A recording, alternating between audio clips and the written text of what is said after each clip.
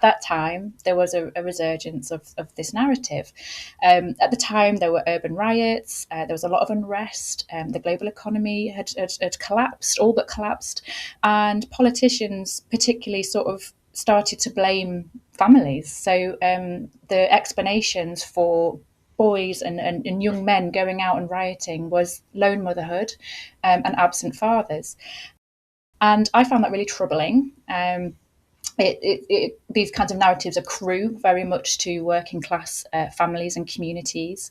What they do is they individualise and they blame families. They blame particular individuals in particular families for a whole range of different challenging social contexts and processes.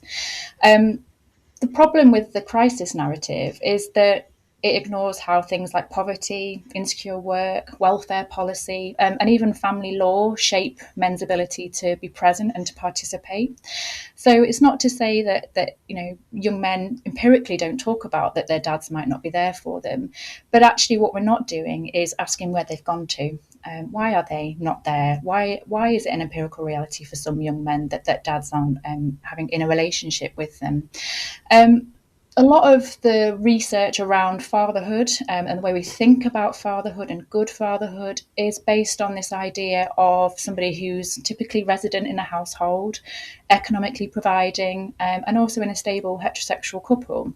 So anything that sort of sits outside of that or looks different tends to, again, attract that kind of criticism that that's not the right way of doing family, or that's not the right way of doing fatherhood.